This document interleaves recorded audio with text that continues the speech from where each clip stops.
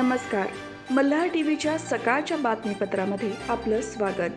पनवेल विधानसभा मतदारसंघाचे आमदार प्रशांत ठाकूर यांनी पनवेल ग्रामीणमधील भाजप कार्यकर्त्यांची भेट घेऊन त्यांच्यासोबत संवाद साधला. या भेटीदरम्यान त्यांनी सरकारने केलेली विकास कामे तसेच सरकारी योजनांची माहिती नागरिकांना देण्यासंदर्भात मार्गदर्शन केले. पनवेलच्या धानसर, किरवली, धरणा कॅम्प, रोहिंजण, खुटारी, पिसारवे या ग्रामीण भागातील कार्यकर्त्यांची बैठक धानसर येथे भाजप तालुका चिटणीस सुरेश पोरजी यांच्या निवासस्थानी झाली. यावेळी भाजपचे तालुका अध्यक्ष अरुण शेठ भगत, जिल्हा सरचिटणीस दीपक बेहरे, तालुका सरचिटणीस राजेंद्र पाटील, प्रल्हाद केणी, भूपेंद्र पाटील, उपाध्यक्ष चाहूशेठ पाटील, चिटणीस सुरेश पोरजी, युवा मोर्चा तालुका अध्यक्ष तथा शिवकर ग्रामपंचायतीचे सरपंच आनंद ढवळे, वॉर्ड अध्यक्ष नंदकुमार म्हात्रे, बूथ अध्यक्ष जितेंद्र पोरजी यांच्यासह पदाधिकारी आणि कार्यकर्ते उपस्थित होते.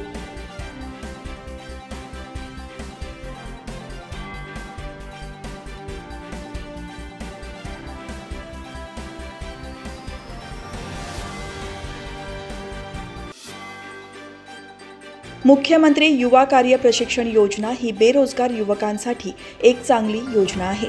या योजनेच्या अंमलबजावणीमध्ये जिल्ह्यातील प्रमुख उद्योग समूहाच्या विविध कंपन्यांनी सक्रिय सहभाग नोंदवावा आणि युवकांना प्रशिक्षण देण्याच्या राज्य शासनाच्या या उपक्रमात सहकार्य करावे असे आवाहन जिल्हाधिकारी किशन जावळे यांनी केले आहे. मुख्यमंत्री युवा आणि प्रशिक्षण योजनेच्या प्रभावी अंमलबजावणीसाठी जिल्ह्यातील प्रमुख कंपन्यांशी जिल्हाधिकारी किशन जावळे यांनी दूरदृश्य प्रणालीद्वारे संवाद साधला. यावेळी उपजिल्हाधिकारी डॉ. रवींद्र शेळके, जिल्हा उद्योग केंद्राचे महाव्यवस्थापक GS हरळ्या उपस्थित होते.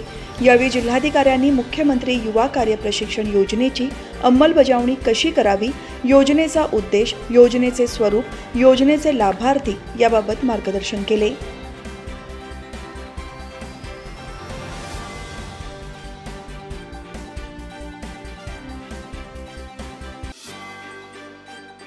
राज्यातील 65 वर्षे आणि त्यावरील ज्येष्ठ नागरिकांना आवश्यक सहाय्य साधने उपकरणे खरेदी करण्याकरिता मुख्यमंत्री वयोश्री योजना सुरू करण्यात आली आहे.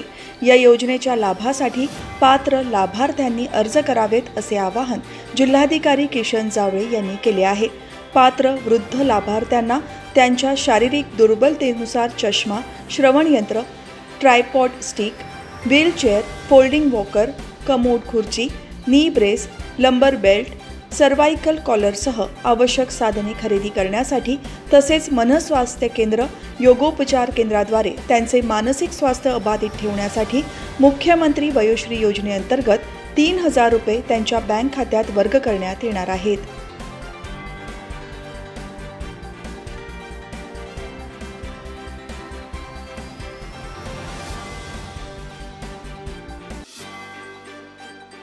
CKT विद्यालयात सोमवारी गुरुपौर्णिमेचा कार्यक्रम उत्साहात साजरा झाला. कार्यक्रमादरम्यान शालेय स्पर्धांचे पारितोषिक वितरण मान्यवरांच्या हस्ते पार पडले. काही विद्यार्थ्यांनी श्लोक गुरु शिष्यांच्या गोष्टी सादर केल्या. सर्व सहाय्य शिक्षक आणि शिक्षकेतर कर्मचारी यांना विद्यार्थ्यांनी भेटवस्तू देऊन त्यांचे स्वागत केले.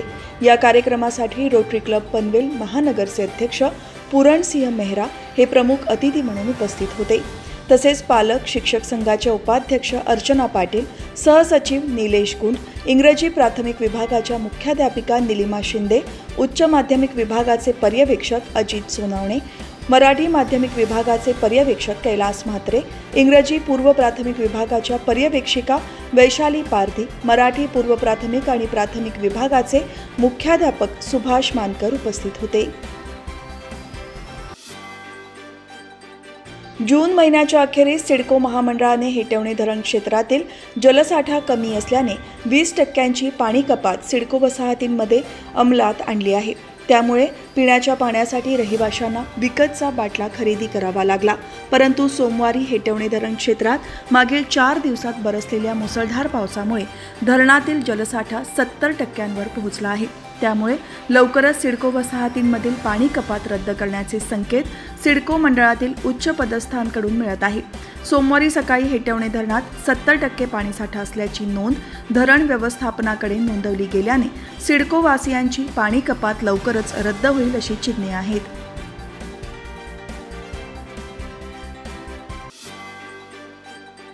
मागील 3 दिवसांपासून सुरू असलेल्या सोसाट्याच्या वादळी वाऱ्यामुळे समुद्र खवळलेला आहे. त्यामुळे खबरदारी म्हणून उरणला जोडणाऱ्या मोरा मुंबई, करंजा रेवस, JNPT भाऊचा धक्का या जलमार्गांवरील वाहतूक बंद करण्यात आली आहे.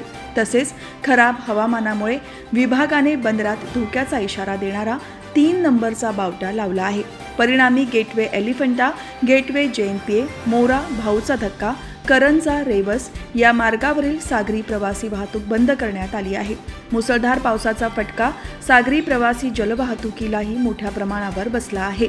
त्यामुळे खबरदारीची उपाययोजना म्हणून गेटवे ऑफ इंडिया एलिफंटा दरम्यानची सागरी प्रवासी वाहतूक बंद करण्यात आली असल्याची माहिती मोरा बंदर विभागाचे निरीक्षक नितीन कोळी यांनी दिली आहे.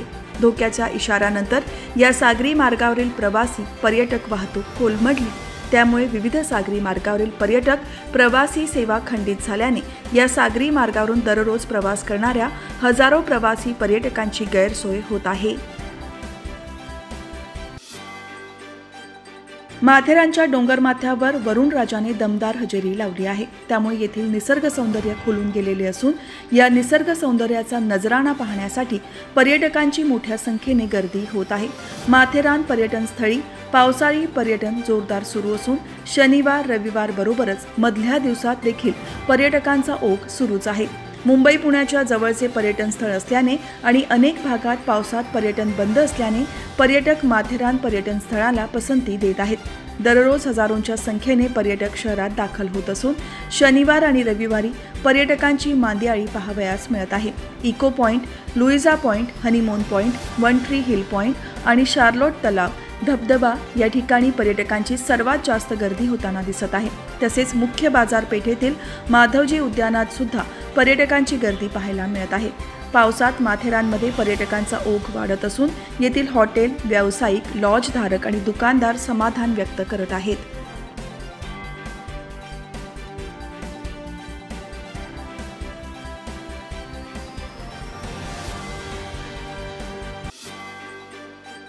सनदी लेखापाल, वकील, engineers, MBA, B.Farm, M.Farm, B.Tech, M.Tech, MSW अशा पदवी असलेले उच्च शिक्षित उमेदवार रायगड पोलीस दलातील विविध पदांच्या भरतीसाठी रांगेत उभे होते. उच्च शिक्षितही पोलीस भरतीकडे वळल्याने 12वी, BA, MA, B.Com पदवी असलेल्या उमेदवारांची भलतीच अडचण झाली आहे. रायगड पोलीस दलातील 422 जागांसाठी भरती प्रक्रिया सध्या सुरू आहे. यामध्ये 391 पोलीस शिपाई, 9 बँड्समन पोलीस शिपाई आणि 31 चालक पोलीस शिपाई पोलीस पदांचा समावेश आहे. राज्यभरातून यासाठी 31,000 उमेदवारांनी अर्ज केले आहेत. सध्या या उमेदवारांची शारीरिक चाचणी सुरू आहे. आतापर्यंत जवळपास 25,000 उमेदवारांची शारीरिक चाचणी पूर्ण झाली असून 6,000 उमेदवारांची चाचणी अद्याप शिल्लक आहे.